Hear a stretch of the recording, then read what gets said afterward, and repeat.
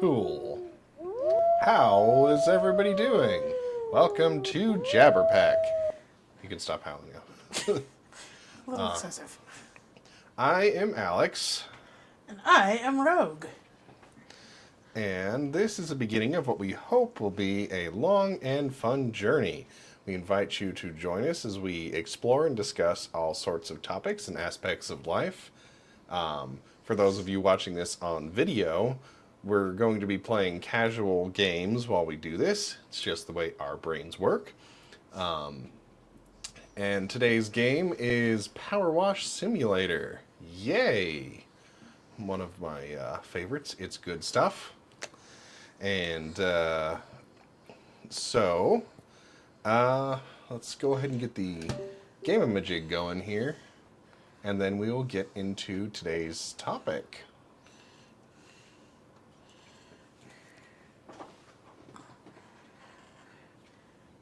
Clean the helter-skelter. Poor choice of words. Is it?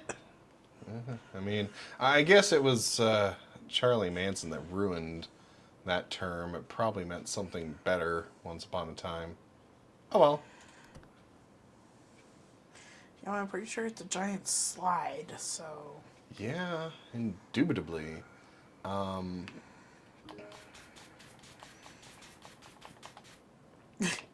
Okay. Which, to prove it didn't used to be a terrible term, it even appeared in the Bambi movie in the song Drip Drip Drop Little April Showers. The more you know. Very random.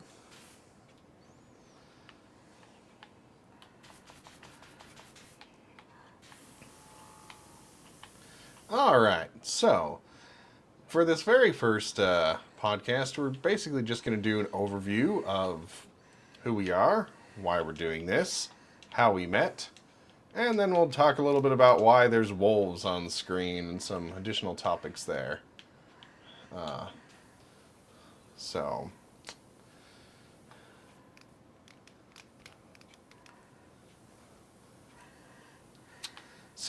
I guess I will start off. Be my guest. Put your service to the test. No, this isn't Beauty and the Beast. But, as far as me, I've been on this planet for 35 years. 35 and a half, maybe. Who's counting? Apparently you. So I went to school for computers, programming specifically.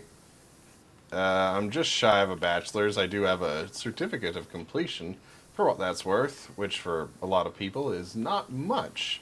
But it does mean I know enough to be geeky with computers, I suppose. And though very little of my work experience has shown that. In my past, I've been a Thai food assistant. I helped in the kitchen, and I was also a waiter in that regard. Small business, that kind of thing. I've also done the Home Depot gambit, which when you leave Home Depot, they make you tear up your apron. It's kind of bizarre and humiliating. I don't know. I mean, I get it, because they're like, okay, we don't want you misrepresenting that you're part of this company anymore, but it's still kind of messed up. Because they're like, all right, here's a blade, chop it to bits in front of everybody and throw it away in front of the manager. It feels very ritualistic. Anyway, but I've also worked at IKEA, some assembly required. Isn't that life? Yes. My favorite job was... I can't say my favorite job was being in IT, but it's the only official desk job I've ever had. And I worked for a company called Utah Media Group. They're now defunct. but they manufactured the newspaper. Easy to see why they're now defunct. But that's the only techie job I've ever had. Also worked in shipping, but for the most part, my work has been working at the airport, loading and unloading cargo planes. Lots of fun. Working around big jets all the time. Driving expensive equipment up to very expensive planes. If you hit the plane, you're fired. But that's mostly been my work experience. And when I'm not working, I guess, being around computers anyway, whenever I can help it. I love to video and audio edit. Getting into reading.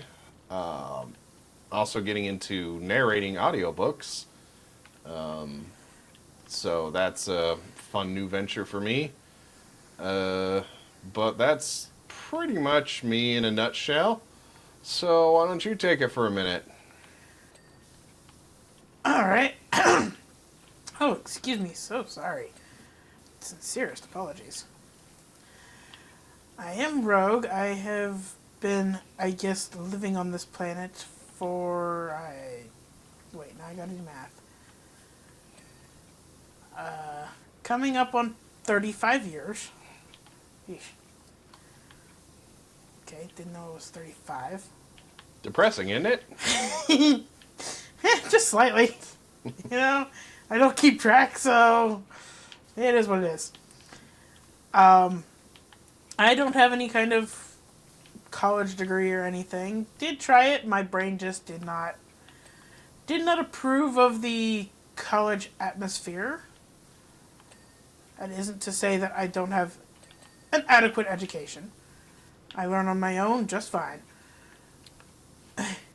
That's fair. As far as work experience, I mostly have worked retail for several big name stores that I choose not to mention just for, posterity's sake. Some of them were better than others. But that is a whole different topic of discussion. Let's see, what else? I've done merchandising work. For those who are unfamiliar with what that is, basically the people you see going into stores stocking specific displays or putting out specific products that don't actually work for the store. Right. They are merchandisers. Try not to hassle them too much when they're working. They don't get they don't get paid by the store. They're just there trying to get their work done. Yeah, which I have a little bit of merchandising experience. Yes, I worked with you for a while doing that, and it's really I try to be a helpful dude, but it gets annoying when people think you work for the store and they start asking you really specific questions. And Yes, I'm sorry, I don't work for this store. I don't know where the mayonnaise is. I don't even know if this store sells mayonnaise, considering it's a Five Below. I don't think they're going to have mayonnaise. Yeah, they might. I don't know. Five Below doesn't seem like the kind of store I'd trust. I'm Grocery pretty sure they items. don't sell, like, condiments and such. You're going to find candy, maybe some snacks, but condiments and daily items, I doubt it. If you do, I wouldn't trust it. Well, my favorite was when I would completely help somebody. Like, I did kind of know what they needed, and I could help them find it, help them get it. And only then would I say, yeah, and I don't work for the store. And they'd feel so bad if they were kind. Yeah, it's that last point there is where you really gotta... Yeah. Where it really hits in is if they are kind. Yeah, thankfully never got any total Karens in the matter that I had to deal with that they're like, yes, you do work for the store. Yeah, but sometimes it's just fun to watch their face when you have an employee come over and say, no, they don't, actually. Yeah. Then it's kind of hilarious. But that's, yeah. Again, getting off topic on that. Yeah, well, it's the red shirt syndrome. Like, you go into Target wearing a red shirt and people think you work for the store. Especially if it's a polo. Yeah. So word to the wise, if you're going to Target, don't wear a red polo. Indubitably. Or, yeah, I mean, I'm sure, like, if you merchandise into Best Buy and wear a blue polo, you'd have the same problem, so. True, but at least with Best Buy, you might get off a little easier just because of the fact that they do have Best Buy on their shirts. Yeah. So you might get off a little easier on that one, but not by much. I never worked for Target, so I don't remember whether or not their shirts actually have the... Some of them do, some of them don't. Well, that's Never worked for Target, but I've merchandised at Target enough to know. Fair enough. So, the next thing is why we decided to start a podcast. You're bored. No, kidding. Well, yeah, I mean, life's busy and there's full of too much work because everything's too expensive, so not bored in that regard by any means. It's just more that we are random, and when we either trying to sleep or trying to decide what to eat, we go on the bizarrest tangents for the longest time, whether it's talking about a movie or some other random thing. We'll just sit there and talk about it for like an hour and a half, and sure, that delays dinner and such, but at a certain point we realized if we harnessed some of this random conversation, labeled it as a podcast, then, well, it'd be a podcast. It's like the only difference between random conversation and a podcast is hitting record. Yeah, pretty much. I'm falling. Well, you're not supposed to fall off the slide. You're supposed to go down the slide. So I guess you're walking up it, so... Yeah. It's a metal slide, too, which just gives me PTSD. Well, yeah, at least it's, technically it's sunset-ish setting, I think. In So, the game, you wouldn't be, like, sliding down a roasting hot metal slide with... No. Not gonna think about that anymore. Nope. Yeah. Giving myself PTSD. But, so the kind of topics we're going to cover, I mean, I will say there's probably going to be a lot of Disney in here. We're both Disney nerds, her more than me, but I play the fifth. I'm no stranger to Disney, so we're going to do probably a lot of like quick fire movie reviews, as well as like lists and rankings of different types of movies and stuff. But we'll hit on other topics too as it comes up, because we're doing the loose outline format where we're going to prepare a little bit. We don't want to waste people's time, so we want to make sure we can stay on topic to a degree and not just ramble about absolutely nothing. But we're going to see a lot of movies in particular, I would think, or shows. Though, to be fair, I did not grow up with the Disney Channel, nor did I grow up with Nickelodeon. A lot of people say, oh, are you a Disney kid or a Nickelodeon kid? I'm like, I was PBS. I did not have the cables growing up. Yeah, well, they also don't have a classification for both, which is where I fall, so... Fair enough. But that's... I was a whatever is good that's on TV right now. Yeah. Kid, so... I was whatever I could get signal for. Fair. So as a kid, Sesame Street, Mr. Rogers, all the good PBS stuff, and then, of course, OG Pokemon. Can't go wrong there. I mean, you can. It's a show about, abusing animals for money, but we both play it. I mean, it's hard to say whether or not I ever stopped playing Pokemon, because I play it now, and I played the original, but I think I fell off for probably about 10 years. All the DS Pokemons I never was a part of because I never owned a DS or a 3DS or. I don't think I did either. But I did have the original blue version. I was red. Right on. Yeah. Dang it! I fell down again. Okay, I'm gonna be jumping off onto the scaffolding here. Ah, no! I just picked up the scaffolding. I didn't want to do that. I gotta put this down. I can't put it down.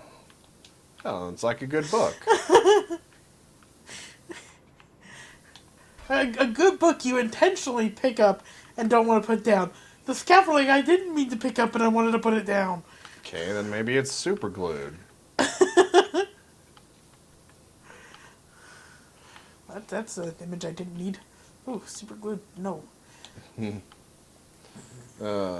Super glue is one of those things that was more or less invented by accident.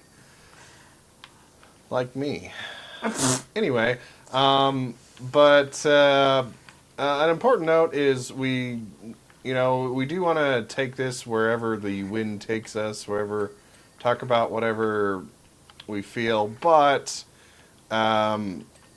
no politics, no religion. Sorry if that's makes us fence sitters or kind of boring, I guess, but it's just one of, we like being happier in the matter, and we don't like to ruffle feathers where it can be helped. I mean, no matter what you do in life, you're going to upset somebody for sure, but those topics in particular just are automatic feather rufflers, and we don't want to do that. Yeah, no. And yeah, some people might think, oh, dang it, I fell off the scaffolding. Yeah, people might think you fell off the scaffolding. That's not what I was going to say. People might think that that's us just being cop-outs and not wanting to discuss real-world topics. But there are so many different opinions when it comes to politics and all of that it's just not a can of worms I want to open. Yeah. And, it's a big world, so there's plenty of real-world topics that don't hit on that. So it's not that we're ignoring it. It's just, there's just too much fun parts of the world that we'd rather talk about. It's happy stuff. Yeah. Now, speaking of happy, I'd like to discuss how we met. Because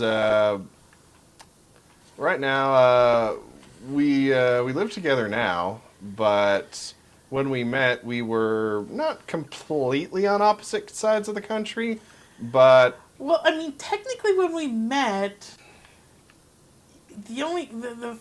I guess you could only get further opposite by living 2 states over. Yeah. 'Cause I was already on the East Coast. Yeah, so, I mean, I'm just a couple 100 miles off of the West Coast, but contextually speaking, you can probably surmise the fact that we, in fact, did meet online. We, however, did not meet on a dating app or even on a social media platform. Because I can't speak for you entirely, but I know for myself, I was definitely not looking for anybody at the time. Me either. So, I was just having fun. so you could say, I guess we both sort of met on accident, very casually.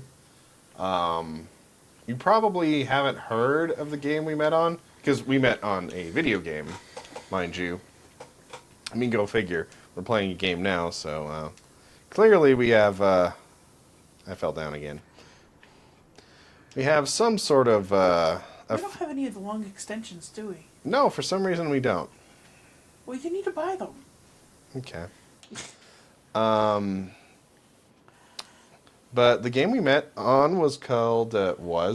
is called SL, which...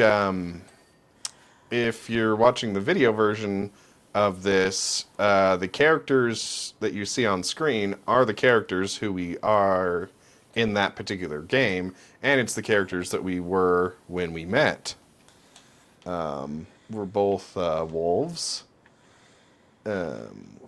because wolves are cool. Because why not? Well, there's something about human avatars in games that just... In SL, wolves are better than people. Wolves are better than people. I was trying to refrain from saying it. You knew where I was going with it. Now I gotta figure out which freaking power washer extension to buy. You need the extenders for the Pro Vista. Pro... At least I'm pretty sure it's the Pro Vista. Yeah, it is. Yeah. The white one. The Prime Vista Pro. Well, I can't get all of them, so I just want to have a longer extender. I can get the very long one, but then that's all I can get. No, just get the long one. Okay. Just get the long extension for now. Okay. Because at least that'll allow us to get to some of the stuff that is harder to reach with the scaffold. Neat. Thank you. No problem. So, if you've never heard of Second Life, the name kind of tells a little bit about it. Some people have gotten pretty addicted to it and treated it like ow. I didn't mean to hit you with the scaffolding, my bad. That's all good, I'm durable. Well, I would hope so. Well, there's no health in this game anyway, so... Yeah, that's why you can fall off the top floor of the scaffolding, it's not going to kill you. Which I've Hooray. done like 5 times now. In your face, physics. It's game physics. But yeah, so the way I kind of view SL, Second Life, I usually just call it SL, because, well, it's lazier. It's sort of an over-glorified chat room when you get down to it. Because there's casual games like the game we're playing now, where the point of the game is very simple, and then you have even more casual games like Stardew Valley or Animal Crossing, where there's a little bit of a point to the game, but the game is pretty much there just to play and make small improvements. But SL's even a step further than that as far as casual is concerned. There's absolutely no achievements, there's no health, there's no I don't want to say there's no point, but the point of the game is to interact. I was going to say, there really isn't much of a point to SL. Yeah, it's like I said, it's sort of an over-glorified 3D chat room before VR chat was a thing. SL's been around for, dang, I don't know, really long time. I'd have to Google it, and I'm not going to do that right now. But for those of you playing along at home, I know it's been around for at least 15 years, possibly longer. But it's the kind of game where you play just because you want to meet people, talk with people. Some people like to role play because you can basically be whatever you want to be. For the record, it's 22 years old. Oh, okay. It'll be 23 this year. Oh, all right. So not as old as Halo, but which even calling Halo old makes me feel old. But Yeah, let's not refer to Halo as old. Let's not refer to SL as old. well, I wouldn't know that, but Halo is throwing a big 25-year party this year, so I'm like, don't tell me that. It's kind of like when more time has passed since the original release of The Lion King, and now than the moon landing and the original release of Lion King. Messes with your brain. I don't want to think about that. Why'd you bring that up? I don't know. Just thinking about how different passages of time mess with your mind. But so if you haven't played the game, it's I'm pretty sure it's free to play. It is. Which usually when you say free to play nowadays, that means microtransaction heavy. But the only microtransactions in this game are modifications you can buy. Like the wolf avatars we have cost money. And then a lot of other modifications cost money. And then if you want to actually have like a permanent place to live in the game, like you can actually buy land in the game and stuff like that. So there's costs associated with the game if you really There are get costs into. that you can choose to pay, but nothing that you have to in order to play it. Yeah, so I wouldn't say that there's microtransactions in the game. It's just modifications if you so desire. But if you learn the game well enough, the inner workings of it, you can create your own avatars. You can create your own animations. It's pretty open if you know what you're doing, and I don't, so I rely on other people to create all that stuff, and I just reap the benefits, and will happily pay the people who take the time and effort. Because like the default avatar obviously is human. Most of the Well, not necessarily. They've upgraded since we Oh. started, so you can start off as other creatures. I don't remember what all the list consists of anymore. But it's just a completely open world simulation game. People who rent land on the game can do whatever they want with it. And so if you like what somebody's created, you can go see it and interact and chat with people, and people make groups, and some people really get into the role play stuff, and there have been modifications people have made to make like health systems and stuff. If you choose to play in certain, they call them sims. So there are some places where you can go and have health, and And they used to say you don't want to go to those places and jump off a cliff. yeah. But so the game's basically whatever you want it to be. I still stand by my description that it's basically an over glorified 3D chat room. You find people who have similar interests to you, and you just hang out. They have voice chat or text chat, no video chat, which I think is for the best in my opinion. Oh, 100%. So because we both are fans of wolves, and we both happen to be wolves, we met at a wolf-centric place. And at the time, we were both. I'm pretty sure we were both in a relationship at the time. I was. Maybe I wasn't. If I wasn't, if I was, it was at the tail end of it, and it was a messy tail end. So, not the favorite part of my life, but it's there. But Part of life nonetheless. either way, we were friends for a couple years before we ever considered dating. So it's even though we got along swell at first, our brains didn't immediately jump to the dating aspect of it, because like I said, neither of us were really looking for anything. We were just chatting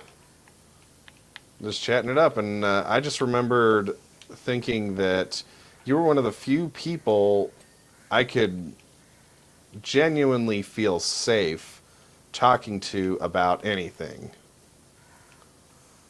And so our relationship has basically been built off of that.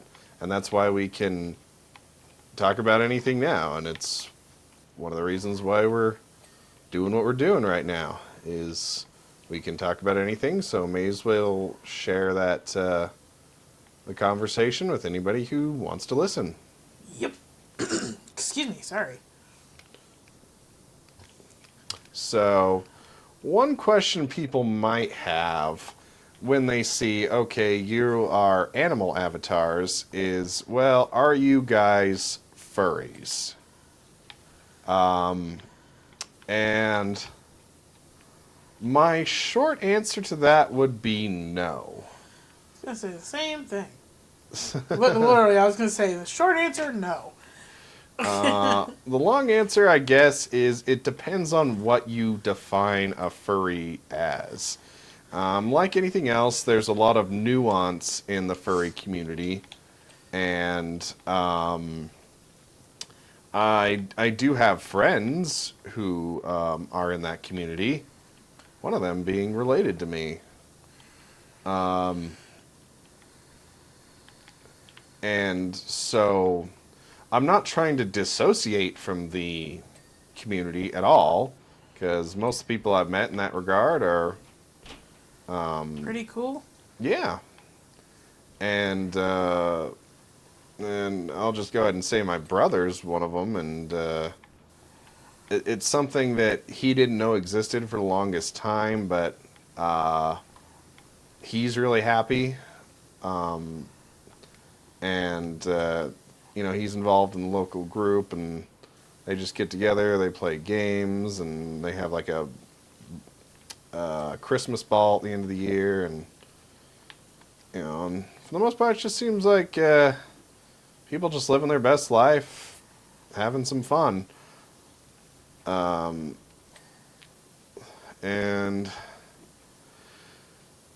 for me, the definition of a furry is, I think of furries as the people who like to wear costumes. To me, that's kind of the line, is people who come up with a persona for themselves that's an anthropomorphic animal, and they like to, if they can afford it, they like to have a costume of the animal and wear it.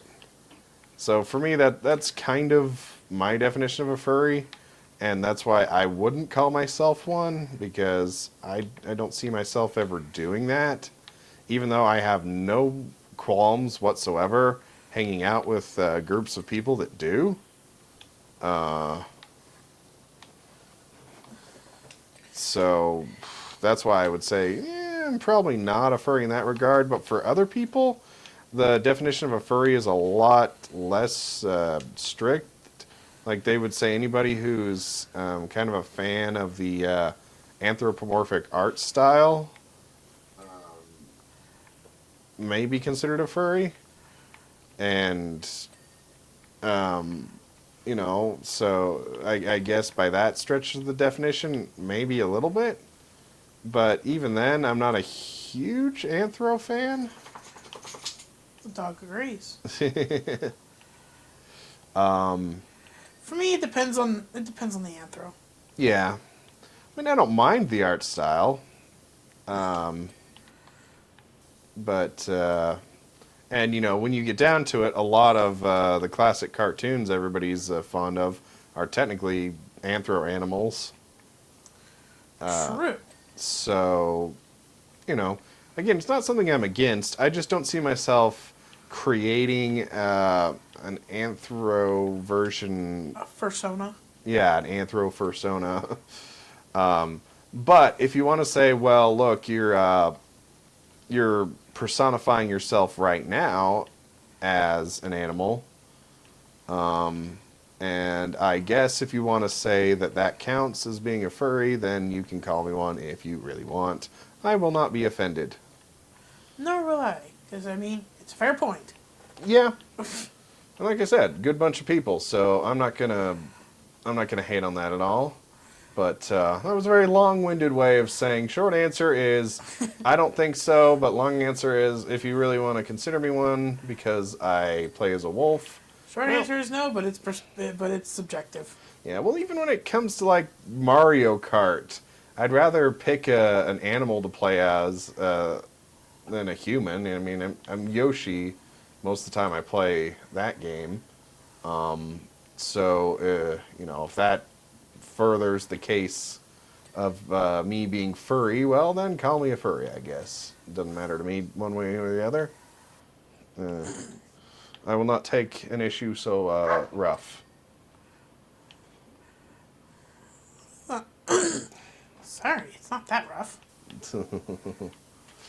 I'm washing nothing. I mean, I don't think you're going to get very far if you're washing nothing, but whatever floats your boat. Ah. But, while we're on the topic of animals, if you were to see our domicile, it is packed to the brim with stuffed animals. Wow. Not as many as once were in here, but still enough to almost act as soundproofing. And when I did my audiobook ventures, we were even thinking of soundproofing the closet in the office by just keeping a bunch of stuffed animals in there because we're like, hey, that'll work. But then that became too logistically difficult, so we invested in the legitimate acoustic panels or whatever they're called. The funny things that look like rows of decorated frosting made of foam. That's one way to describe them.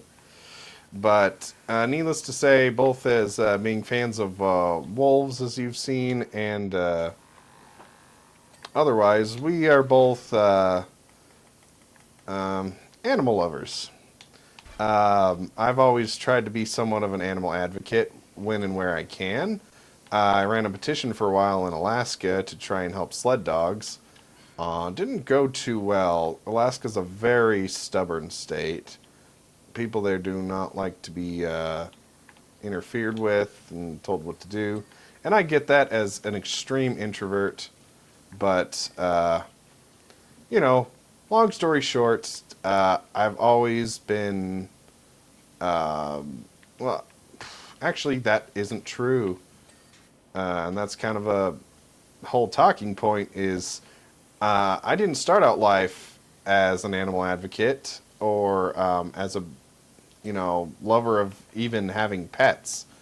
In fact, if you'd ask me, probably up until about the age of 13, 14, somewhere out there, I would say, oh yeah, when I get a place of my own, I'm not going to have a pet. I don't want a pet. Pets are noisy and messy, and they misbehave. They make your house smelly and covered in fur, and there's just a ton of work. I mean, in all fairness, those are valid points. No, it's all true. But as a kid, I grew up with a cat, and it wasn't my choice. And the more I went through life, the more I learned to love the cat and stuff. But I was absolutely convinced for a good chunk of my childhood that, oh, absolutely not. I am not going to have pets when I grow up. I don't want anything to do with them. Once I move out on my own, that'll be it. No more pets, no more animals. And it's hard to say what changed my mind about that. And it might have been just that I was always secretly under the hood a dog person, and I grew up with a cat. I mean, first one cat that was with me until I think until I was like 16 is when our first cat passed away. Her name was Katie. She was a three-legged cat. Not at first, but she lost a leg because she got bit by a spider. But she was a real trooper. She hung in there. Blue cream, very pretty cat. And then we got some more cats, two more from a TV personality, actually, who was also an animal rescue. He gave my family a couple more cats, and then we got another one after that, and so on and so forth. But the first pet I can really say is mine is our current dog, Rosie. And based on the animal advocacy I was doing with the sled dogs, there's a local operation around here that actually, if you're unaware, sometimes with sledding, there's overbreeding is a problem because everybody wants dogs that can run as long as possible and pull as much as possible, and so they do a lot of selective breeding, and so unfortunately that leads to some puppy mill issues, and they end up having more dogs than they need. So there's always an excess of sled dogs or foremost sled dogs that need homes, and so there's I don't know if it's still around, but there was an operation that flew dogs down to the lower 48 states to try and help them get adopted down here. Especially even the sled dogs that make the cut, if they survive, they can only do that for so long. So they retire at a fairly young age for dogs. You don't see a lot of them older than like 5 years old. So they're always looking for homes. And so I wanted to talk to that organization, the local branch of it. And so we went down to an event, and we thought, oh, we'll just look around the shelter for the hay of it, say hi to some of the animals. And this dog sapped us the heck out. Yeah, she knows what she did. Yeah, she just looked so shy, so sad. And she's a border collie mix, reddish in color.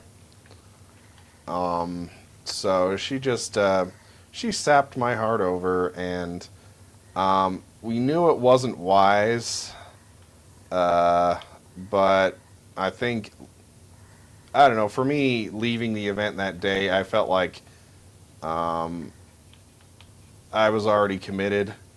I knew it was a terrible decision because our living situation at the time was not super pet conducive, and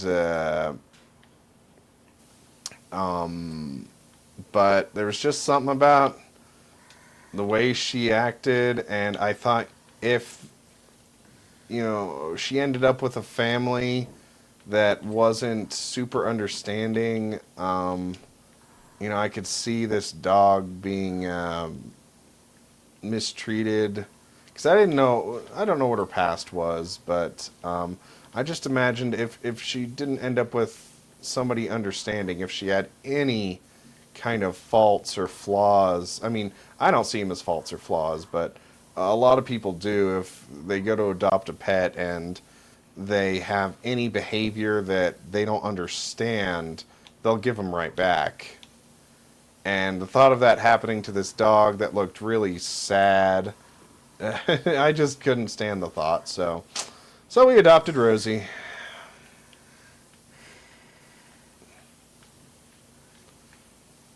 Yeah, she became our special individual. And though she seemed super docile at the time, she's kind of crazy. She came out of her shell and... Kinda? I will correct you on that. She's not kinda crazy. She's fully crazy. Yeah. She is a psychotic dog. I don't know what her past was. But she hates every other dog in existence. It doesn't matter how many walks she goes on and how many times I try to tell her, hey, this is their space too. She has none of it. She just hates every other dog and every cat and every squirrel. Well, she's a dog. Of course she's going to hate squirrels. Yeah. That's just a dog thing. But regardless, I love her to death, even if I don't understand her sometimes. And I am grateful that I was right, that, she does have some behavioral problems. And, we'll work through them as best we can, but I think part of them are just ingrained in who she is. And I'm glad that we adopted her and are willing to love her and take care of her, even with behavioral issues. I do think in many other households she would have been given back. Oh, she wouldn't have stood a chance. So, none of this answers the question I posed, which is what changed in me of saying, oh, as a child, absolutely not. I am never going to have a pet when I grow up. I'm going to have a nice queen. Queen? Queen? A nice queen? Yes, queen. Well, I mean, she's a girl dog, so... I meant to say a nice, clean household where I don't have to worry about the overhead of pets. But now, if I had all the money in the world, I would definitely want to buy some land, and it would be as full of live animals as is safe to have. Yeah, definitely gotta put that stipulation there. Yeah, I was going to say as full of live animals as our apartment is full of stuffed animals, but that would be inhumane. That would be severely inhumane. No, thank you. And grotesquely unsanitary as well. Well, it would be unsanitary, inhumane, and my goodness, could you imagine the food bill? Yeah. So when I look at things like Clifford the Big Red Dog, I'm like, dang, the bills for the food and like even getting a like a vaccine, you're gonna need like a 10-gallon vaccine for that dog. You just have to have a whole vial of med. At least. It's the only way that a vaccine would actually work on this. But no, Dog that size. I went from thinking animals were this burden to really just intrinsically appreciating who they are and how everyone is different and has their own personality, and they really bring joy in a way that's hard to describe. And again, you just never know how life's going to go, because if you'd asked me when I was 12, like, hey, where do you see yourself in 10, 15 years, I would have never said, oh, I'm definitely going to have a dog. Especially since like I said, I grew up with a cat. And even though I wouldn't strictly say I'm a cat person, I still like cats. And I saw dogs as the enemy. Like, oh man, nobody likes dogs because they're so loud and all over the place. And now I am the person who I didn't like as a kid. I have a dog who's all over the place and never shuts up when somebody knocks at the door. I mean, great security system. Yeah. But I wouldn't trade her for the world. And it's just amazing how life changes. And another way that life changed for me is arachnophobia. Who doesn't have arachnophobia? Most people do.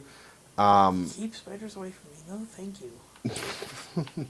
But You can have your creepy crawly friends. I will admire them from afar. I mean, I've just come to respect spiders. It's not something I would have called, but it all started when at the house I used to live at, there were some garden boxes in the back, and there was a big spider web in one of the corners, and there was a big rainstorm that just decimated the heck out of it. But after one day, it seemed like the whole thing had been rebuilt. And I just remember really admiring the tenacity of the little spider to have rebuilt its web, and how much hard work that must have been.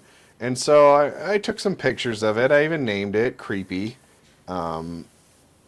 Appropriate. Yeah. And I just started doing some research on the things. So I learned that Creepy was a female American grass spider, if anybody's familiar. And she only lived another couple weeks. And I remember doing a eulogy speech, because I happened to be in a speech class at the time, for the spider.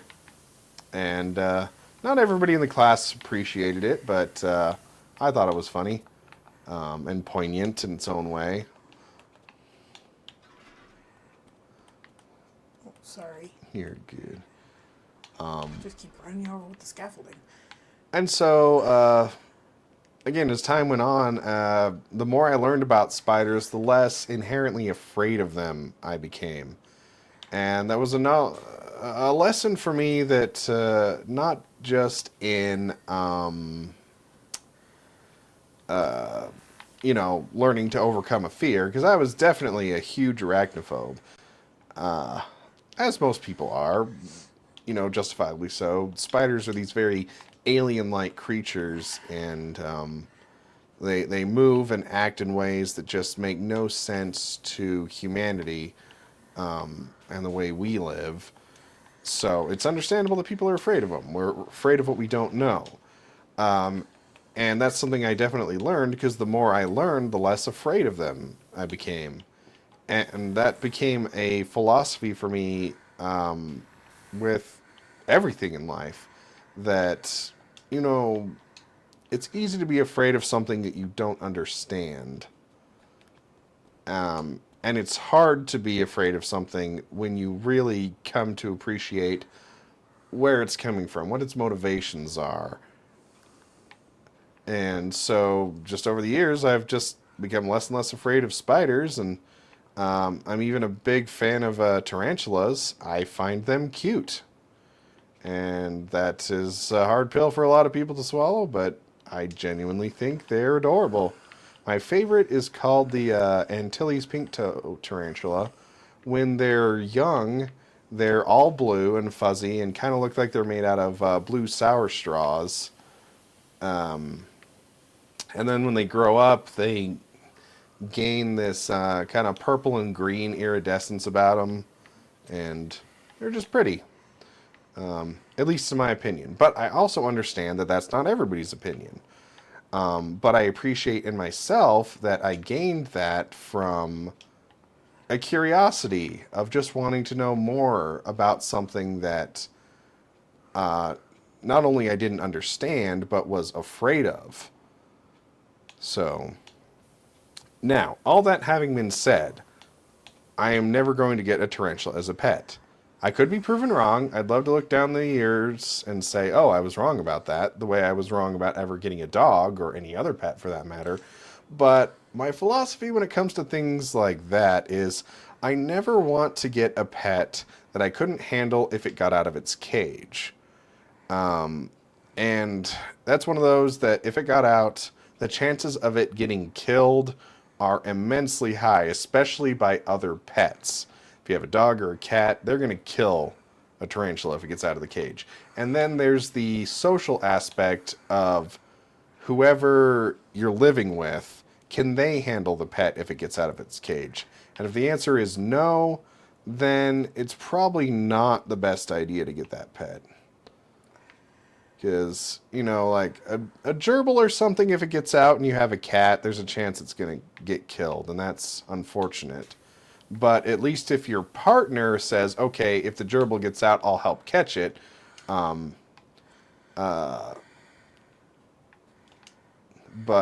I would find it disrespectful to get a pet that would frighten my partner. Correct me if I'm wrong. No, there's no way a spider is living in the same house as me. Plus, there's the fact that they only live so long, and that's hard to take as well, to have these pets don't live very long. Though some people do have jumping spiders as pets. I love some of the content creators that have jumping spiders, which you Google cute spider, and jumping spiders tend to be what come up there. Did I steal the scaffolding when you needed it? No, I'm just trying to find this top door frame here. Oh, that's what I was coming up to get. Oh. That and check these railings. Yeah, because it's this red one here. So. Yeah, I know. That's why you gotta jump up here.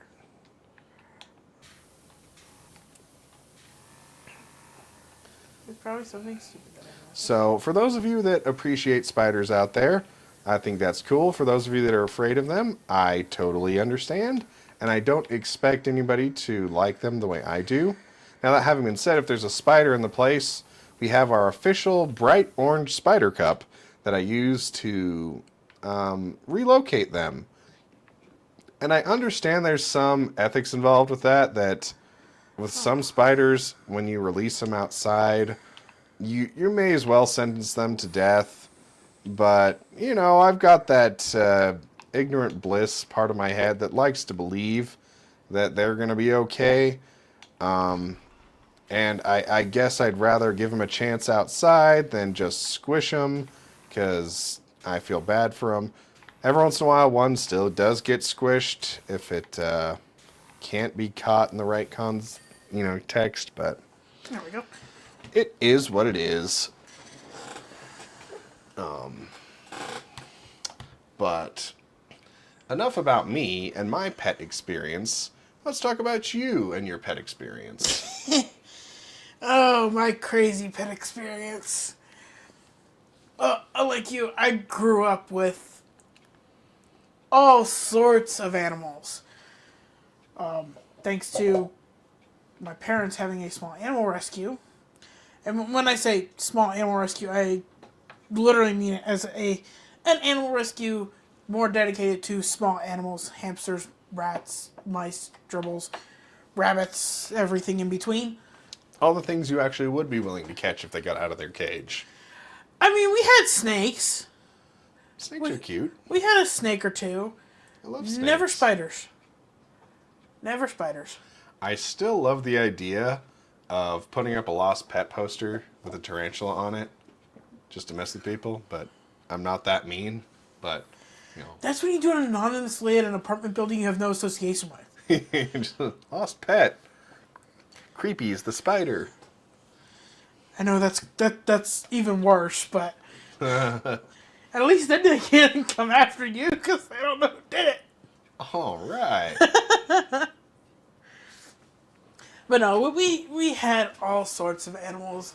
Several dogs, cats, even a few horses. Nay. Yeah, they were a bunch of naysayers. So no, I had the benefit, question mark?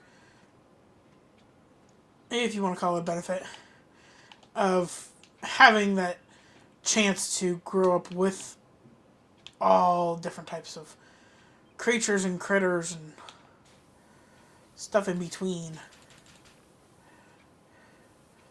And I knew, even when I was a kid, that when I got older and had my own place, that I was at least going to have a dog, if not several. And at least then probably end up with a cat or two. No more than two. I was never going to turn into a crazy cat lady. It's probably best to not comment on that. Let's not. But Discussions for other days. Discussions for other days. needless to say, there's a certain threshold of cats that are sustainable in a space, so you got to be careful. Cats are, wonderful companions, and especially the lap cats that let you pet them, and but there's only so many that can be reasonably taken care of. So if you have cats, it's good to have more than one sometimes, because cats sometimes love friends, but you gotta put a cap on it. Moderation. Just like anything in life. A cat cap. Cat cap? Yeah. I mean, that's one way to say it, but... Oh. But, I believe that pretty much does it for our little intro podcast here. If you're watching the video, hope you've enjoyed our playing of Power Wash Simulator here. Why does this airplane have a laser? I don't know, why am I standing on the engine? As long as it's not running, then you're fine. Where I'm standing, I'm pretty sure it wouldn't be fine. No, definitely not. I rest my case. Yeah, again, stories for another day. I've got lots of stories for what it's like to work outside with airplanes that I would love to share for those willing to listen, but that is a story for another day. as are many, many other things. But for now, I appreciate anybody who has taken the time to join us on this first little podcast venture here. We're going to try to post every Friday. And hopefully our next one will cover some more fun stuff. And in the meantime, we are far from perfect, but we are also happy. And we hope that whoever hears this is happy as well. And I gotta do this right. Thank you for joining us. And we hope that you will be ready for it. No. Okay. We hope that you will be bark. Bark? Yeah, bark for the next one. Indeed. But have a wonderful day, and we will catch you next time.